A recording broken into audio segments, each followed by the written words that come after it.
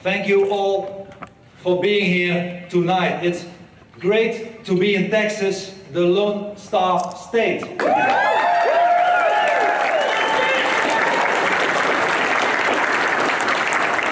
The one star in the Texan flag represents all the free Western world needs today. Defiance, pride, and independence. Thank you, Texas.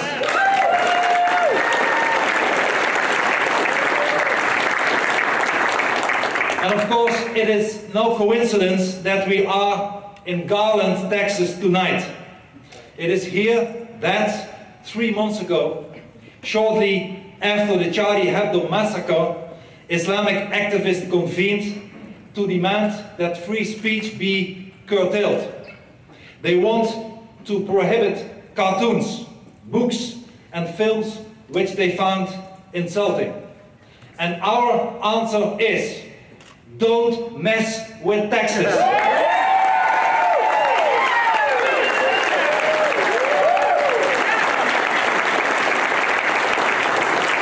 Don't mess with the Free West and don't mess with our freedom of speech. Right. Yeah. My friends, allow me to thank Pamela Geller for organizing this exhibition.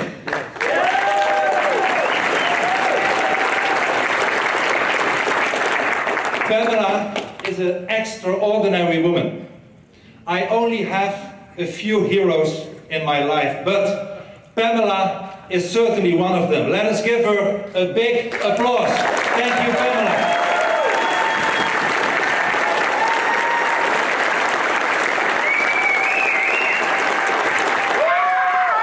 Thank you.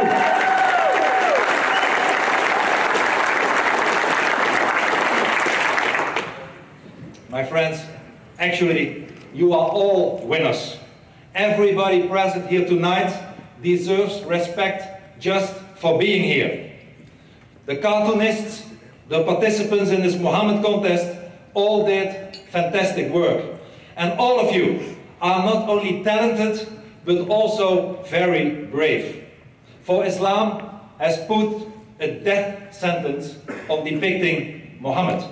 But this has not frightened you. And even if it did, it has not stopped you. Because you believe in the freedom of speech, and I applaud you for that.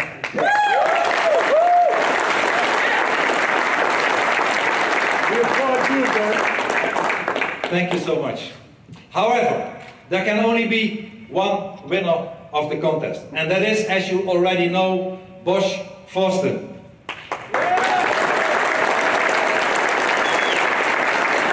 And Bosch knows what he is talking about and what he's cartooning about, being a former, or in his own words, recovered Muslim.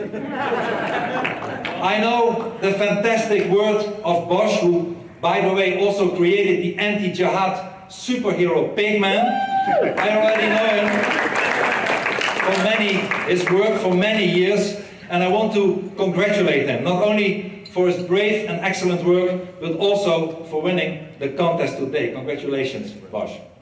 Your statement, my statement, the statement of every single person present in this room here tonight is very clear.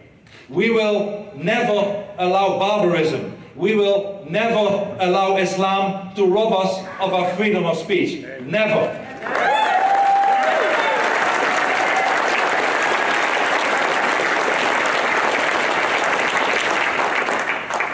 And I know from my own experience how dangerous it is to stand for freedom. I know how dangerous it is to speak the truth about Islam. I am on death list from Al-Qaeda, from the Pakistani Taliban, from terrorists, from the Islamic State, only because I tell people the truth about Islam. And the truth is, my dear friends, that Islam has declared war on us, on our Judeo-Christian civilization. Islam wants to rob us of our freedoms and liberties. And let me tell you, Islam and freedom are totally incompatible. I'm a politician, but cartoonists, like my good friends the Danish cartoonist Kurt Westergaard, the Swedish artist Lars Vilks are also on that list. Both have already been the victims of murder attempts. And another man on this Al-Qaeda list was the cartoonist Charlie, editor of the French magazine Charlie Hebdo. And as we all know, he and 9 of his colleagues were murdered last January in Paris by followers of the religion of hate. According to Sharia law, they were all guilty of the same crime. The crime of depicting Muhammad, the crime of defaming the so-called Prophet of Islam, a crime punishable by death by the religion of death. And in order to show them that we will not have Islam dictate the law, we are here with an exhibition of Muhammad cartoons. We are here in defiance of Islam. We are here to defend our rights and stand for freedom of speech. That is our duty today.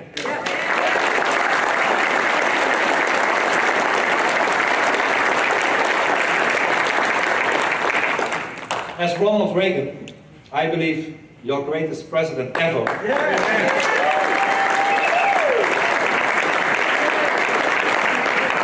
As Ronald Reagan said, freedom is never more than one generation away from extinction. We didn't pass it to our children in the bloodstream. It must be fought for, protected, and handed on for them to do the same. And I am happy that nobody died while watching these cartoons. And this proves that, unlike jihadis, cartoons do not kill people. Cartoons do not kill jihadis, but jihadis kill cartoonists. And that is a huge difference which we should never forget. My friends, Huntington was wrong. It is not a clash between civilization, it's a clash between a civilization and pure barbarism. That is what we are dealing with.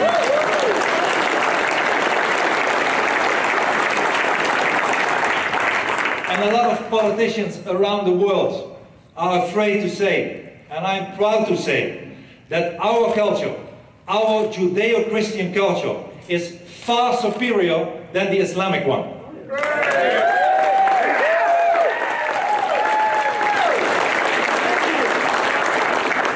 I can give you a million reasons, but here is an important one. We have got humor, and they don't. There really is no humor in Islam. And in 1979, Ayatollah Khomeini devoted an entire radio broadcast to this topic. Allah did not create man so that he could have fun, the Ayatollah said. There are no jokes in Islam, he said on the radio address. There is no humor and no fun in Islam. And for once, the Ayatollah was right. Islam does not allow free speech, because free speech shows how evil and wrong Islam is. And Islam does not allow humor, because humor shows how foolish and ridiculous it really is. My friends, you are extremely fortunate to live in America, because you have a First Amendment. In Europe, it's not just the jihadis who go after you. The authorities do so too. In the Netherlands, I have been dragged to court on hate speech charges for speaking the truth about Islam. I was acquitted, but now the authorities want to prosecute me again. And we, the people who criticize Islam, are harassed. But the sympathizers of the Islamic State, they are left in peace. Last summer, they took the streets in my hometown of The Hague. They carried even swastikas. They carried black ISIS flags. They shouted, "Death to the Jews."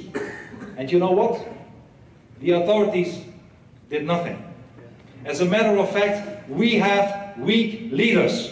Weak leaders, appeasers, are ruling the Netherlands, Europe, and if I may say so, even the United States of America.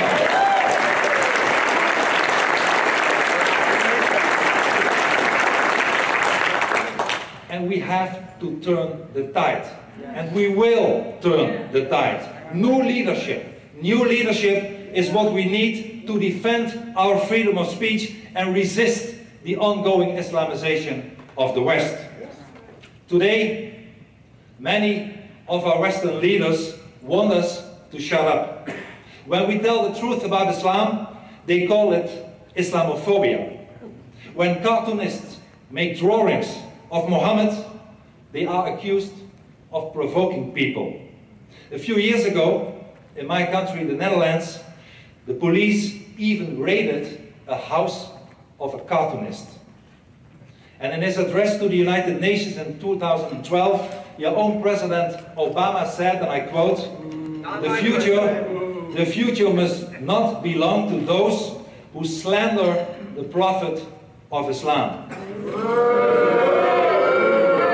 But we say the future must not belong to the Islam. Do you hear it, Mr. Obama? We say no to Islam.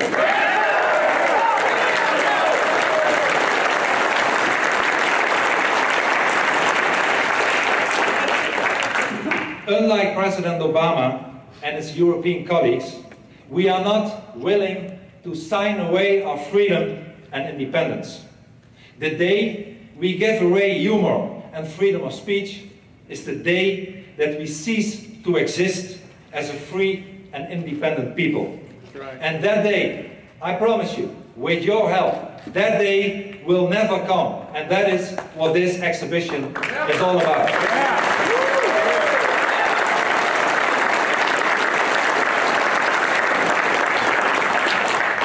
From here, we send a clear message to President Obama and all his colleagues.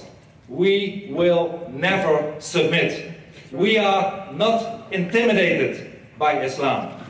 And sure, we will not be picking up swords and axes and breaking into people's homes.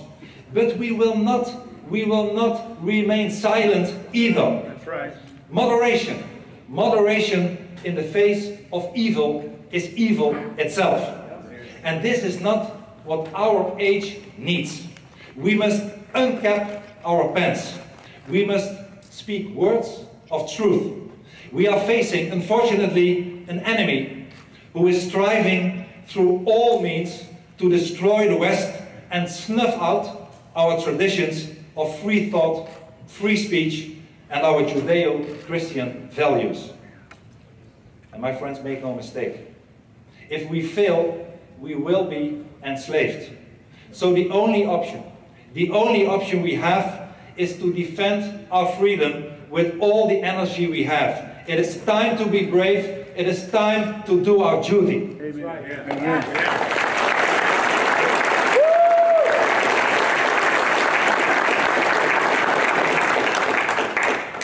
So instead of giving in to fear and adopt the Islamic taboo on depicting Muhammad, I propose that we draw another conclusion. Lift the cause of the fear. Let us de-Islamize our societies. Yes. No more Islam, no more mosques, no more Islamic schools. It's time for our own culture and our own heritage.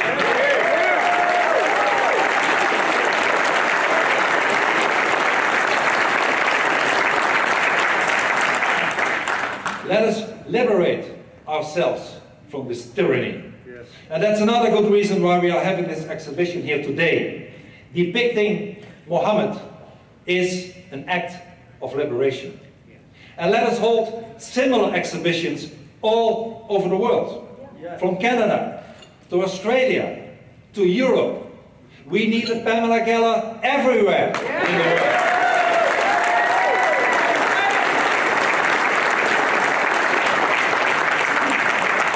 I invite all the cartoonists to come to the Netherlands with this exhibition.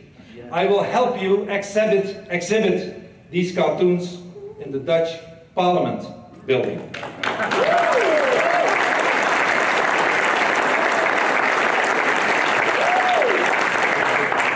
For we have to signal that we will never, never allow Islam to restrict our freedom. And we have to show them that we will never bow in the direction of Mecca. My friends, I'm not saying that there are no moderate Muslims. Fortunately, there are Muslims who do not live according to the Islamic commands. But there is no moderate Islam. Not all Muslims are terrorists. Not all Muslims are terrorists. But most terrorists are Muslims today. And that is why we say, the less Islam, the better. My friends, the Islamic creed obliges 1.5 billion people around the world to take Muhammad as their example. And you know, Muhammad led a gang of robbers who looted, who raped, who killed hundreds, thousands of people. And historic sources describe orgies of inhumanity. And an example is the genocide of the Jews of Medina in the year 627. And one of the head choppers himself was Muhammad. Muhammad himself, confronted with the lunacy of the Islamic terrorists that we see today on our television screens. Every day, it is not hard to find out whom they get their inspiration from. It was Muhammad who, as a matter of fact, and we have to be honest and tell the truth, was a warlord, a murderer, and a pedophile.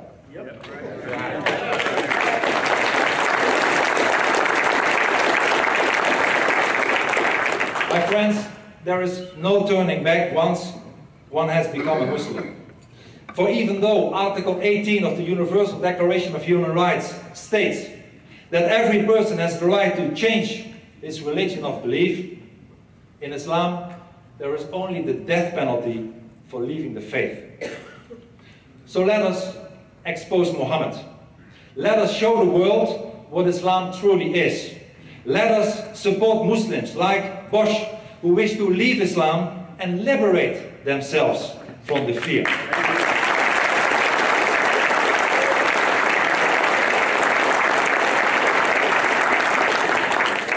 Apostates are heroes, and more than ever, they deserve the support of freedom-loving people all over the world. Muhammad fought and terrorized people with the sword.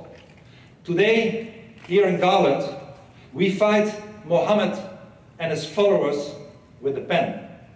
And the pen, the drawings, will prove mightier than the sword.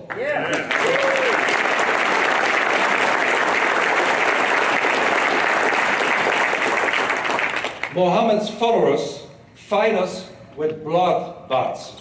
But today here in Jylland, we fight them with humor.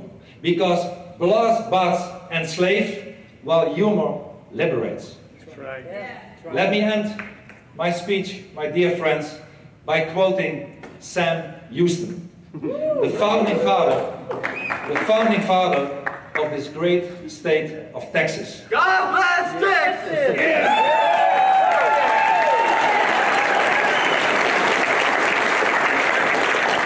Sam Houston said, Texas has yet to learn submission to any oppression, come from what source it may. And may his words inspire us all today, never ever, never to submit to Islamic barbarism. Thank you very much.